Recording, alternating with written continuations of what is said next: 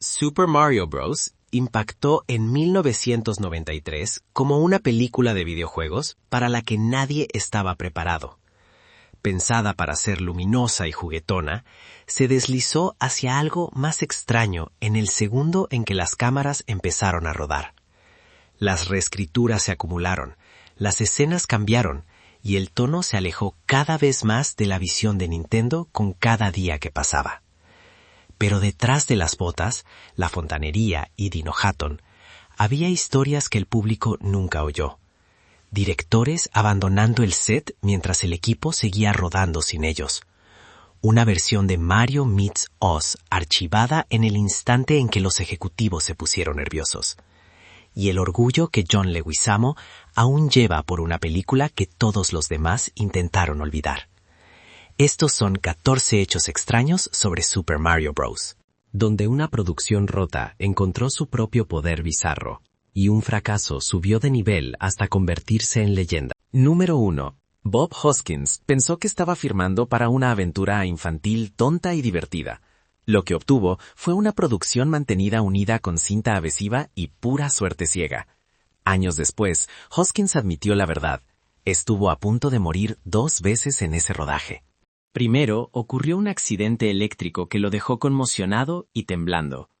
Luego, un tanque de acrobacia se inundó demasiado rápido, arrastrándolo bajo el agua hasta que el equipo lo sacó. Entre esas casi muertes, tuvo que lidiar con accesorios voladores, estructuras que se derrumbaban y al menos una acrobacia que le dejó una lesión real en la mano. El equipo intentó tomárselo a broma.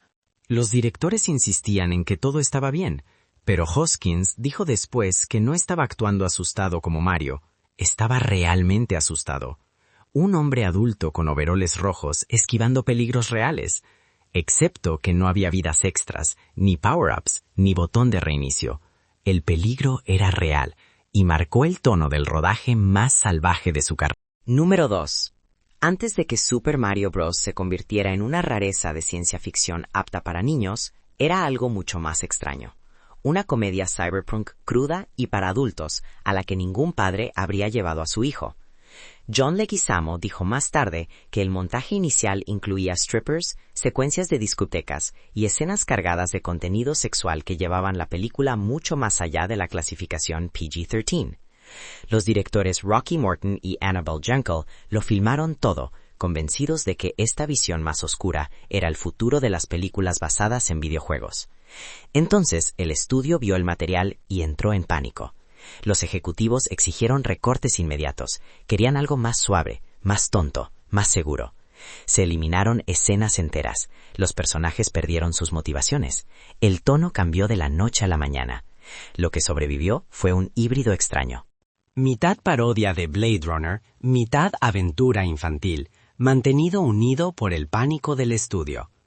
La versión para adultos desapareció en el terreno de los rumores, pero aún se pueden ver las costuras en cada fotograma.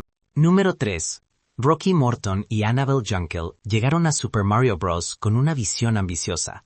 Querían reinventar la ciencia ficción, crear una distopía neón con energía punk. Un mundo que era mitad cuento de hadas y mitad pesadilla industrial. Por un momento, todos creyeron en ello. Los decorados eran enormes. Los diseños eran audaces. Esta película no se parecía a nada más.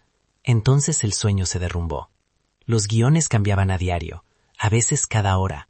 Los actores dejaron de memorizar sus líneas, porque sabían que el diálogo sería diferente para la hora del almuerzo. Morton y Jankel, agotados y abrumados, se sumieron en el silencio. Apenas se hablaban entre sí mientras la confusión se extendía por el plató.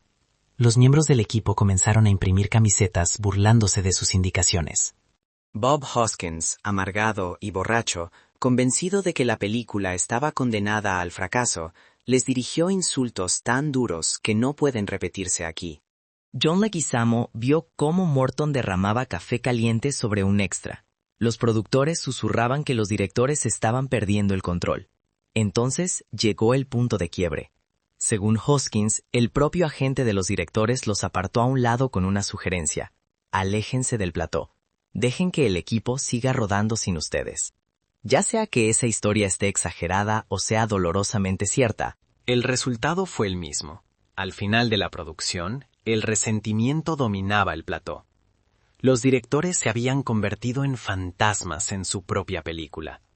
La película que creían que lanzaría sus carreras en Hollywood se convirtió en la que las terminó.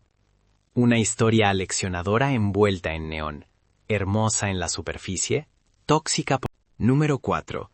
Apenas días antes de que las cámaras comenzaran a rodar, Morton y Jenkel volaron a Carolina del Norte, esperando filmar su aventura de Mario oscura y distópica.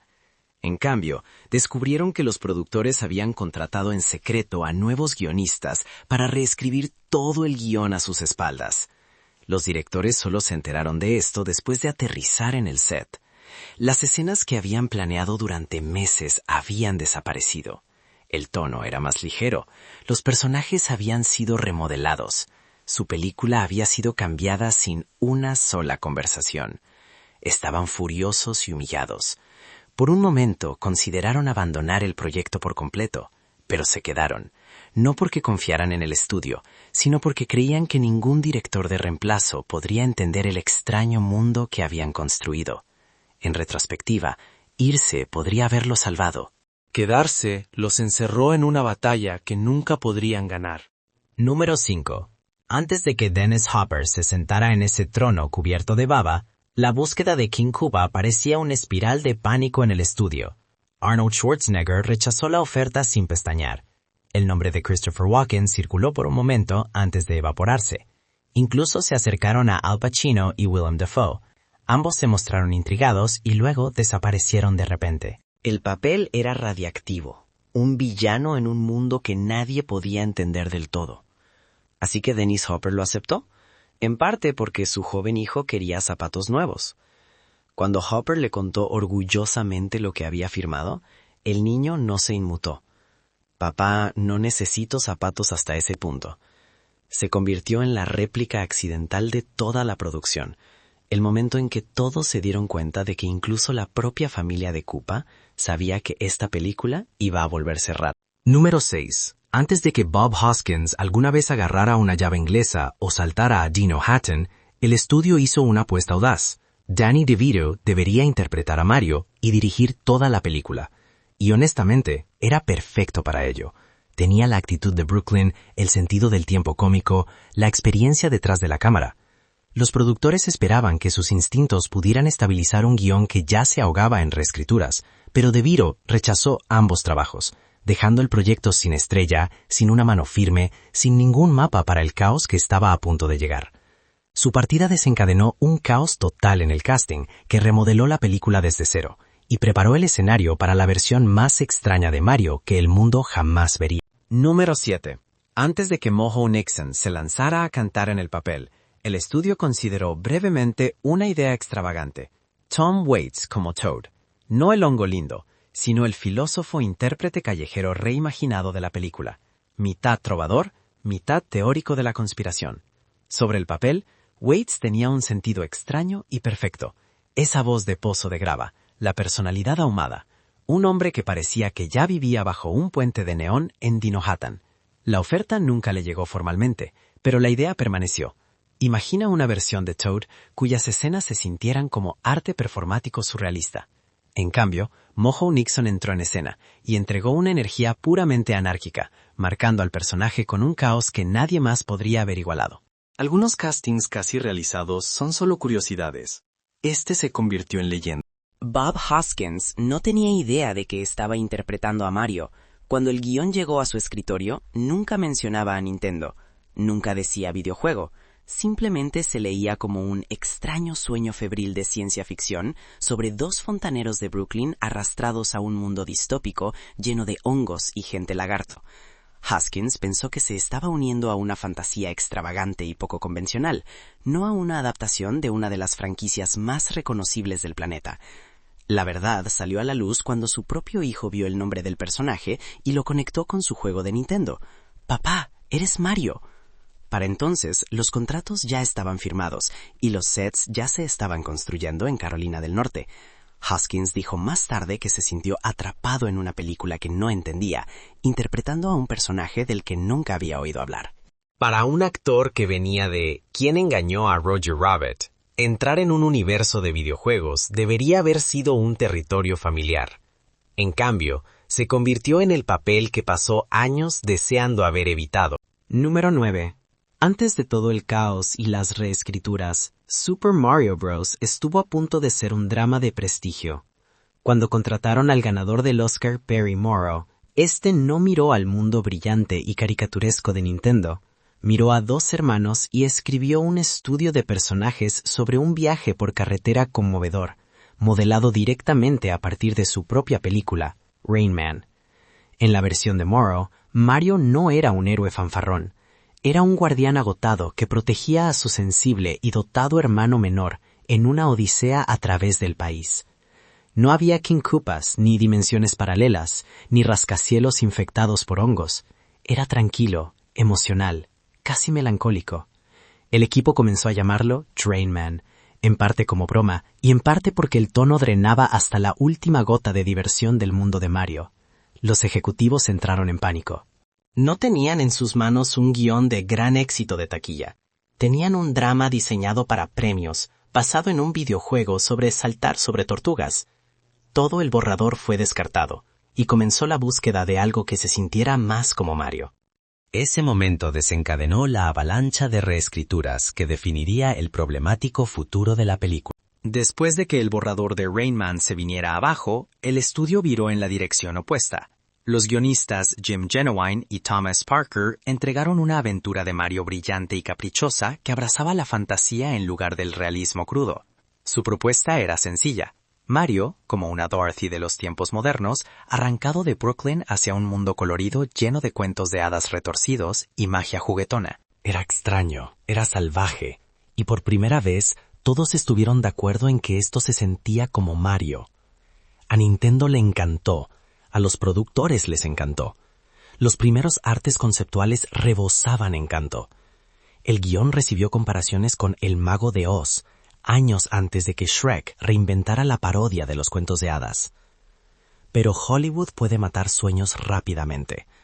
Cuando el director Greg Beeman fue despedido después de que otro proyecto suyo fracasara, el equipo de guionistas se marchó en protesta.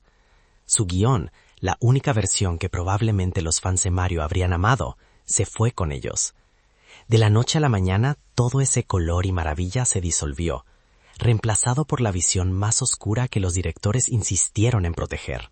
La película de Mario que podría haber funcionado estuvo a centímetros de hacerse realidad, y luego desapareció mientras la producción viraba hacia el mundo que finalmente obtuvimos.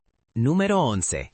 Para crear Dino Hatten, ese universo alternativo sucio y empapado de neón, los cineastas no construyeron un plató de sonido, invadieron uno.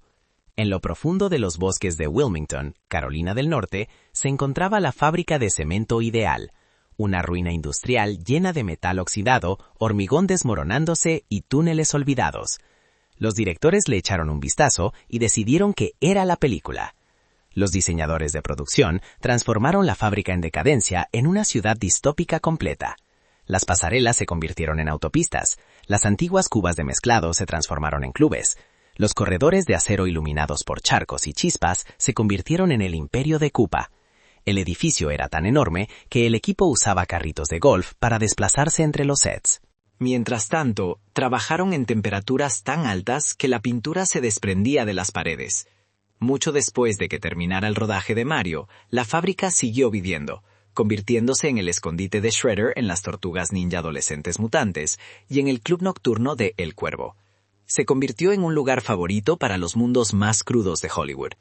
Super Mario Bros. Fue la primera película en convertir esa fábrica abandonada en un universo entero, y de alguna manera, su legado más extraño aún vive. Número 12.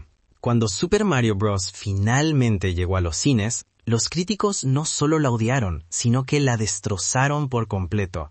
El Los Angeles Times dijo que la película parecía dividida en dos, elogiando sus impresionantes decorados, pero condenando su tono incoherente. The New York Times la calificó como una distorsión sin alegría del mundo de Nintendo. Roger Ebert fue aún más duro, argumentando que la película había perdido por completo el espíritu del juego, hasta el punto de que sintió lástima por Hoskins por tener que cargar con ese desastre. Siskel y Ebert la incluyeron más tarde en su recopilación de las peores películas de 1993. Los padres se quejaron de que era demasiado obscura. Los fans del juego dijeron que no era Mario. El público general no tenía idea de lo que estaba viendo. Una aventura cyberpunk distópica disfrazada de película infantil. Sin embargo, debajo de todas las críticas había un hilo común extraño. Casi todos coincidían en que la película se veía increíble. Los efectos eran audaces, los decorados eran ingeniosos, la ambición era innegable, aunque la ejecución no lo fuera. Mario no solo fracasó, cayó con tanto estruendo que resonó en todo Hollywood, como un disparo de advertencia para todos los estudios que pensaban que adaptar videojuegos sería fácil. Número 13. Las consecuencias de Super Mario Bros. No solo dañaron la película, sino que terminaron con carreras profesionales. Rocky Morton y Annabelle Jankel llegaron al proyecto con una reputación de creatividad imaginativa y poco convencional. Pero después de meses de caos, reescrituras, revueltas del equipo y un producto final que el público odió, Hollywood cerró silenciosamente la puerta para ellos. Ninguno de los dos directores fue nunca invitado a dirigir otro largometraje importante. Morton dijo más tarde que la industria los abandonó. Los agentes dejaron de llamar, las oportunidades se evaporaron, y sus nombres se convirtieron en sinónimo de un desastre cinematográfico que nunca controlaron por completo. Jankel se orientó hacia la televisión, construyendo una carrera respetable dirigiendo programas como Live from Abbey Road. Morton se retiró a los comerciales y videos musicales, donde la libertad creativa importaba más que la reputación. Pero con el tiempo ocurrió algo inesperado. La película lentamente se convirtió en una rareza de culto, redescubierta por fans más jóvenes y celebrada por sus efectos prácticos. El interés en un montaje del director perdido creció cada vez más. La película por la que fueron castigados se convirtió en lo mismo que volvía a traer sus nombres al foco de atención. En el giro más extraño de todos, el desastre que puso fin a sus carreras en Hollywood podría ser el que finalmente los redima. Ese giro impactó más de lo esperado, ¿verdad? Si este extraño rincón del cine de los 90 te atrae, puedes llevar Super Mario Bros. A casa. Solo revisa los enlaces a continuación para el Blu-ray, DVD o 4K. Gracias por el apoyo. Significa mucho. Ahora, volvamos directamente a Dino. 14. Cuando Super Mario Bros. Se estrelló y quemó en la taquilla, Nintendo no gritó ni demandó.